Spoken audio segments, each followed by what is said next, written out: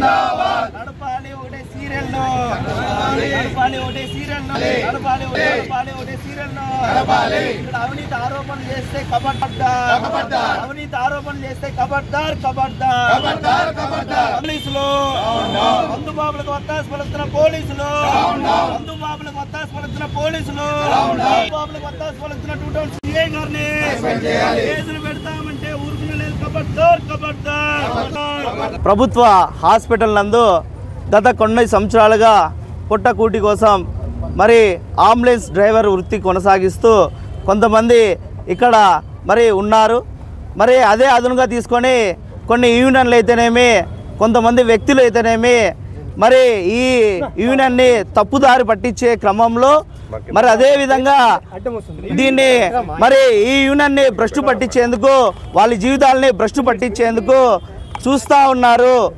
చెప్తా ఉన్నాం ఇక్కడ ఉన్నటువంటి కొంతమంది యూనియన్ నాయకులకు కొంతమందికి చెప్తా ఉన్నాం, ఖబర్దార్ మీరు ఇంకోసారి లేనిపోని ఆరోపణలు చేస్తే ఇక్కడ ఉన్నటువంటి యూనియన్ మరి ఏఐడిసిగా మేము ఒకటే హెచ్చరిస్తా ఉన్నాం. మీరు ఇంకోసారి ఏఐడిసి పైన కానీ ఇక్కడ అంబులెన్స్ డ్రైవర్ల పైన కానీ ఏఐడిసి యూనియన్ పైన కానీ మీరు ఎటువంటి ఆరోపణలు చేసినా కూడా బట్టలూడి తీసి తంటామనేసి సందర్భంగా తెలియజేస్తా ఉన్నాం. నోరు అదుపులో పెట్టుకొని మాట్లాడాలి. నిన్న మొన్న లేక వచ్చినటువంటి మీరు మరి అనేక సంవత్సరాల్లో అనేక మంది ప్రాణ బలులతో అనేక మంది కార్మికుల కృషితో వచ్చినటువంటి సంఘం మరి రాజారెడ్డి అనే వ్యక్తి విద్యార్థి యువజన సంఘంలో నిరంతరకాలం పనిచేసినటువంటి వ్యక్తి. అతని పైన ఇక్కడ ఉన్నటువంటి కొంతమంది వ్యక్తులు మందు తాగుతూ కొంతమంది వ్యక్తులు చిల్లర వ్యక్తులు మరి ఆరోపణలు చేశారు. ఆరోపణలు సరికాదనేసి ఈ సందర్భంగా తెలియజేస్తూ మీరు నిన్నటిచ్చినటువంటి ఆరోపణలు సరికాదు, ఇలాగే ఇంకోసారి చేస్తే ఇక్కడే నరి రోడ్డు పైన బట్టలు ఊడిదీసి తంటామనేసి ఈ సందర్భంగా తెలియజేస్తా ఉన్నాము. అదేవిధంగా సిఐ గారు కూడా ఇక్కడ ఉన్నటువంటి 2 CI గారు గత కొంత సమయంలోనే ఇక్కడ ఉన్నటువంటి అంబులెన్స్ డ్రైవర్స్ కు ఫోన్ చేశారు, కేసులు కడతామంటున్నావు. ఇంకోసారి సిఐ గారికి పోలీసులు గారికి చెప్తా ఉన్నాం, కేసులకి భయపడలేదు, కేసులు కదిలేదే లేదు. మరే మేము న్యాయబద్ధంగా పోతా ఉన్నాం, న్యాయబద్ధంగా ఉంటాం. న్యాయం ఎక్కడ ఉంటే అక్కడే ఏఐడిసి ఉంటుంది. నువ్వు కేసులు పెడతానంటున్నావు, ఏ విధంగా కేసులు పెడతావు మేము అడుగుతా ఉన్నాం. తక్షణమే నువ్వు ఆ మాటలన్నీ కూడా వెనక్కి తీసుకొని అంబులెన్స్ డ్రైవర్లకు క్షమాపణ చెప్పాలి. ఎస్పీ గారైతేనేమే కలెక్టర్ గారైతేనేమే ఇక్కడ ఉన్నటువంటి అధికారులందరూ కూడా దీంట్లో జోక్యం చేసుకొని ఇక్కడ అంబులెన్స్ డ్రైవర్లందరికీ మరి న్యాయం జరగాలి. ఒకటే సీరియల్లో 2 యూనియన్లు ఉంటాయి, ఏఐడిసి యూనియన్ కూడా ఉంటుందనేసి కళాఖండిగా చెప్తా ఉన్నాము.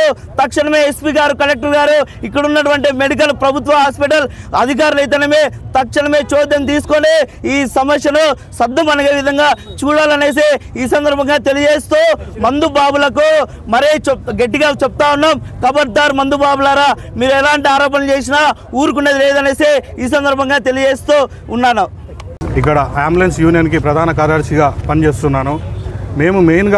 మేము ఆ యూనియన్ వద్దనుకొని ఇక్కడికి రావడానికి అనేక కారణాలు ఉన్నాయి. అందులో మీ సమక్షంలో వాళ్ళని ప్రశ్నిస్తున్నాను, బహిర్గతం చేస్తున్నాను. మొదటగా రౌడీ షీటర్లు 16 మంది ఉన్నారంటున్నారు. 16 మంది రౌడీ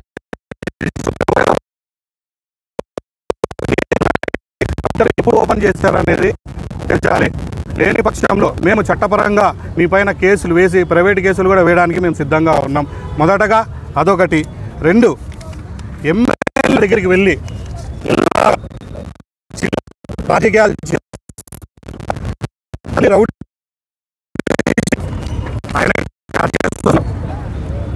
సాక్ష్యాలు ఇందులో మీడియా మిత్రులకు మేము తెలియజేస్తున్నాం. ఇందులో 36 మంది వాళ్ళ యూనియన్ సభ్యులు సైన్లు చేస్తే మేము 50 కుటుంబాల మంది బతుకుతున్నాం, 100 కుటుంబాలు బతుకుతున్నామని ప్రగల్భాలు పలుకుతున్నారు. అందులో ఎంతవరకు నిజం ఉన్నాయనేది 2 CI గారే వాళ్ళని పిలిపించి మాట్లాడి మాకు న్యాయం చేయవలసిందిగా కోరుతున్నాం. అంతేకాకుండా మొన్న రాము అనే వ్యక్తి అలియాస్ ఆశారాజు, ఆయనకి ఈ స్టాండ్కి ఏం సంబంధం ఉందో తెలియదు. గత 25 సంవత్సరాల కిందట ఆశా హాస్పిటల్ అనేది ఒకటి ఏర్పాటు జరిగింది. అందులో అంబులెన్స్ డ్రైవర్గా పనిచేశాడు. ఆయా హాస్పిటల్ దివాలా తీసిన తర్వాత అక్కడి నుంచి పాకులాడుకుంటూ అమరావతి చెంతన చేరాడు. అక్కడ కొంతమందికి డబ్బులు ఇచ్చి అంబులెన్సులు పర్మిషన్ తెచ్చుకొని అగ్రిమెంట్ చేసుకొని అక్కడ ఆయన బండ్లు నడుపుకుంటున్నాడు. సరిపోయింది. ఇక్కడ మున్సిపల్ కమిషనర్ గారు ట్రాఫిక్ అంతరాయం కలుగుతుందని చెప్పి ఇక్కడున్న అంబులెన్సులు అమరావతి దగ్గర పెట్టుకోండి అని సార్ చెప్తే ఇక్కడున్న బండ్లు తీసుకెళ్ళి అక్కడ పెడితే మా పైన కేసులు పెట్టడానికి వెళ్ళారు. ఇక్కడ అంబులెన్సులు పెట్టుకొని అమరావతి హాస్పిటల్లో కేసుల నుంచి ఇక్కడ నుంచి తీసుకెళ్తున్నాడు. మాకు అన్యాయం చేస్తున్నారు అని చెప్పి 2 టౌన్ సిఐ గారి దగ్గరికి వెళ్ళి కేసు నమోదు చేయడం జరిగినది. ఆయనది పక్కన పెడితే ఒక లీడర్ కుండా రాజేష్ అనే వ్యక్తి ఆయన లోపల నుంచి ఎమ్మెల్యేలకు కమిషన్లు ఇచ్చి ఆటోల్లో కేసులు షిఫ్ట్ చేసుకొని బస్టాండుల్లో ఇలా ఆటోల్లోంచి ఆయన అంబులెన్సుల్లోకి తరలించుకొని ఎక్కువ మొత్తంలో డబ్బులు అందుకుంటున్నాడు. ఇది ఏమని ప్రశ్నిస్తే నీకు చేతైతే నువ్వు చేసుకో, నావి ఎవరు ఏం పెరగలేరు, మా యూనిటీ దృఢంగా ఉంది, మాకు పోలీస్ డిపార్ట్మెంట్ వారి అండదండలు ఉన్నాయి అని ఆయన అంటాడు. అన్నా మా డిమాండ్ ఏం లేదన్నా. సీరియల్ మొదటగా స్టార్ట్ చేసినప్పుడు సీరియల్లో ఒకే బండే ఉండాలి, ఓనర్కి ఒకటే బండే ఉండాలి అనేది సిద్ధాంతంతో ముందుకు వచ్చారో వాళ్ళ వెనకలు వెళ్ళాము.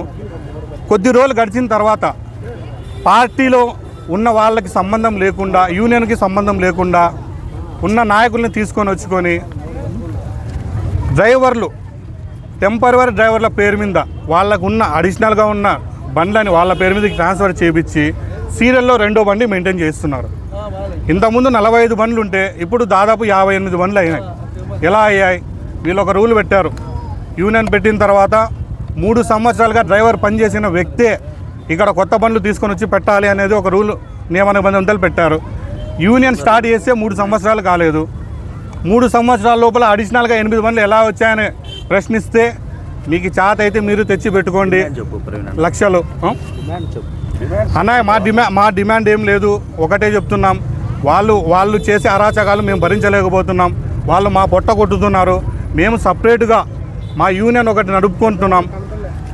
గత వారం రోజుల కిందట సిఐ సార్ గారు వాళ్ళకి తోడ్పడి ఇక్కడ ఇది వెనకల ఉన్న స్థలంలో మా బండ్లు పెట్టుకుంటే సిఐ సార్ గారు కాల్ చేసి మమ్మల్ని ఏదో విధంగా మాట్లాడి బండ్లు ఇక్కడి నుంచి తీపిచ్చాడు. వారం రోజుల నుంచి మేము ఒక బండి కూడా నడపడం లేదు. మాకు జీవనోపాధారం ఎలాగా? సిఐ సార్ గారు చెప్తారా, ఎస్ఐ సార్ గారు చెప్తారా, లేదంటే పోలీస్ డిపార్ట్మెంట్ వారు ఎవరన్నా చెప్తారా? మాకు ఎవరు న్యాయం చేస్తారనేది మాకు తెలపాలి. దాదాపు అంటే ఒక 20 ఏళ్ళ నుండి అంబులెన్సులు నడుస్తూ ఉన్నాయి. కానీ ఇప్పుడు 2 ఏళ్ళ నుండినే సీరియల్ నడుస్తూ ఉంది. ఈ సీరియల్లో మేము ఫస్ట్ సీరియల్ కావాలని పోయిన తర్వాత కొంతమంది దాన్ని ఫస్ట్లో ఒక బండి చేద్దామని చెప్పి 2 నెలలు టైం తీసుకొని వాళ్ళ ఆ 2 నెలల టైంలోనే వాళ్ళ డ్రైవర్ల పేరు మీద వాళ్ళ పేరు మీద బండ్లు పెట్టుకొని ఒక్కొక్క బండే పెట్టాలని చెప్పేసి ఇంతకుముందు చెప్పారు. ఫస్ట్ సీరియల్ స్టార్ట్ చేసినప్పుడు అదే విషయం చెప్పారు మాకు. ఒక బండి చేద్దాము, 2 నెలలు టైం ఏంటి, 3 నెలలు టైం ఏంటి చెప్పి 6 నెలల టైం ఇట్లా టైం పొడిగించుకుంటూ వచ్చారు. దాన్ని అంటే రోజులు మారే కొద్దీ నాంచుతూ వచ్చి దాని తర్వాత వాళ్ళు ఏం చేసుకున్నారు, వాళ్ళ డ్రైవర్ల పేరు మీద బయట ఒక బండి లోపల ఒక బండి పెట్టుకొని తిప్పుకుంటూ ఉన్నారు. ఇప్పుడు చేస్తూ ఉండేది ఏమంటే డబ్బులు ఉండేటోటే బతకల్లా, డబ్బులు లేనట్టు బతకూడదు అనే కాన్సెప్ట్ గవర్నమెంట్ హాస్పిటల్ ముందర ఉంది. కానీ ఇప్పుడు ప్రతి ఒక్కరూ బతకాల, కార్మికుడు ఇక్కడ బాగుండాలని చెప్పేసి ఏఐటీయూసీ మాకు సపోర్ట్ చేసి ఒక్కొక్కరికి ఒక బండి పెట్టిస్తాం, మేము మాట్లాడతామని చెప్పి మాట్లాడుతూ అక్కడ వాళ్ళు ప్రతి చిన్నదానికి కేసులు పెట్టడం వల్ల ఇక్కడ మేము ఏదైనా చేద్దామని మాట్లాడుతూ ఉంటే ఇప్పుడు ఇక్కడికి వచ్చామంటే 100 డైల్ చేస్తారు. 100 డైల్ చేసి కంప్లైంట్ చేసి పోలీసులు పంపిస్తారు మా మీదకి. అంటే ఇక్కడ 12 మంది 13 మంది రౌడీ షీటర్లు ఉన్నారు కదా, 12 మంది 13 రౌడీ షీటర్లు అనే వాళ్ళు సైన్ చేశారు. ఇందుకు ముందుగా ఇప్పుడు చూపించాడు అన్న, ప్రతి ఒక్కరు సైన్ చేశారు. ఆ సైన్ చేసిన వాళ్ళు ప్రతి ఒక్కరు మా పైన సమాధానం చెప్పాలి. ఇప్పుడు ఎందుకనంటే మేము ఎక్కడ రౌడీ షీటర్ ఓపెన్ చేశారో మాకు కానీ తెలియదు. అది మాకు రౌడీ షీటర్లు ఓపెన్ చేశారనే విషయం మాకే తెలియదు.